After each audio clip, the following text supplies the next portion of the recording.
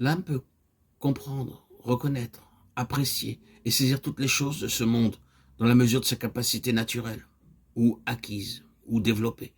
Tout cela peut s'arrêter là et y rester, ou bien cela peut être élevé sur une base plus haute et dirigé de manière à être transformé en valeur spirituelle, qui est éternelle et devenir entièrement utile parce que vivant, ou bien ce sera rejeté.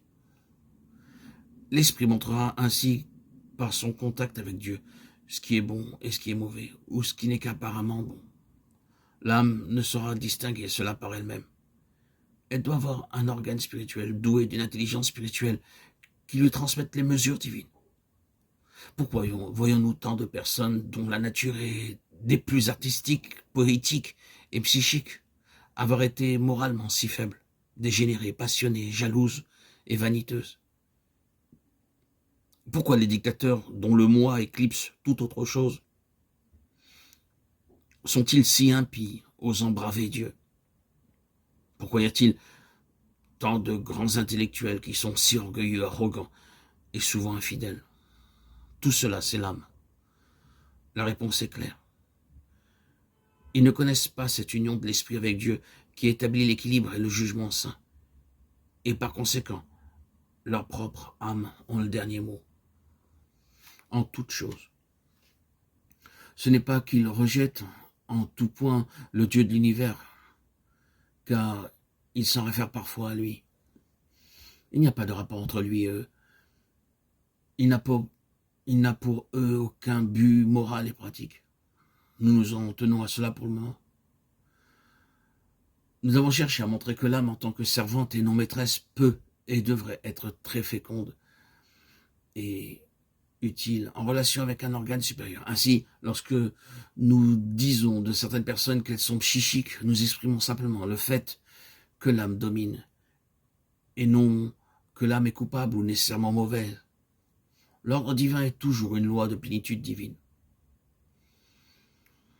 Une distinction a été faite par un certain auteur entre l'homme naturel et le vieil homme. Il est dit là que le vieil homme est totalement dépravé, sans un seul trait qui soit de Dieu, mais que l'homme naturel porte des traces de ce qui est de Dieu, c'est-à-dire une affection naturelle de l'amabilité et souvent une grande mesure de vérité et de droiture dans ses rapports avec ses semblables.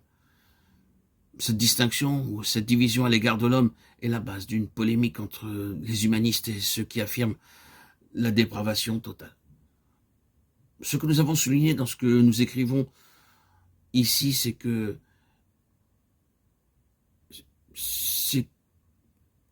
qui affirme la dépravation totale.